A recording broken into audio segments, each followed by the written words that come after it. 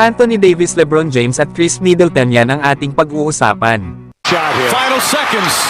Bryant for the win. Bang!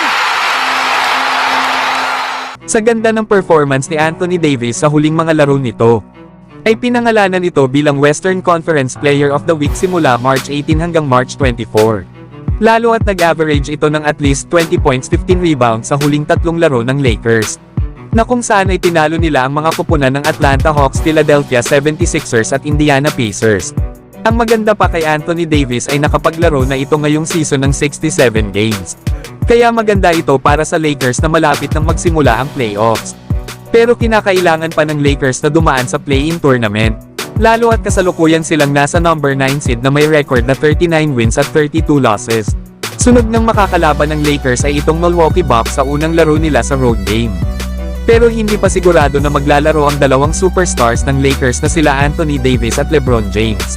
At probable nga ang nakalagay sa kanilang status dahil sa kanilang mga iniindang injuries.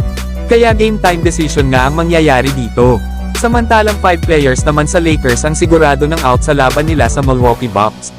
Na ang good news naman ay magbabalik na itong si D'Angelo Russell sa lineup ng Lakers.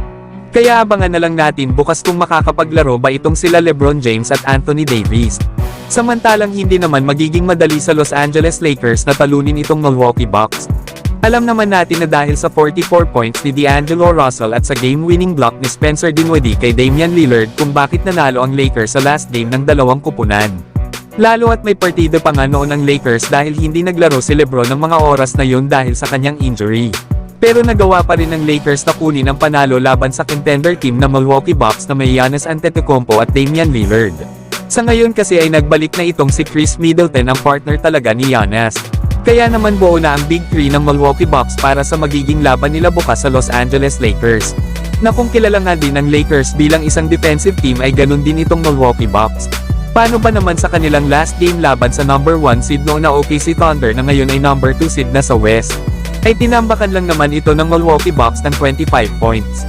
At hindi lang yan dahil nalimitahan lang naman nila ang OKC Thunder sa 93 points habang 180 naman para sa Milwaukee Bucks. Nagrabe nga ang depensa na ibinigay nila dito kay Shai Gilgeous-Alexander, na kung saan ay nakagawa lang ito ng 12 points 3 rebounds at 2 assists. Kaya ganyan kabangis ang depensa ng Milwaukee Bucks. Lalo at meron pa silang nagbabalik na Chris Middleton na kung saan ay maganda ang naging performance nito laban sa OKC Thunder. At triple-double lang naman ang kanyang ginawa, 11 points 10 rebounds at 10 assists. Kaya tingnan natin bukas mga idol, kung magagawa ba ng Lakers na ma-perfect ang panalo nilang ngayong season dito sa Milwaukee Bucks. So hanggang dito na lang tayo mga idol. At huwag nyo naman kalimutan mag-subscribe bilang pagsuporta.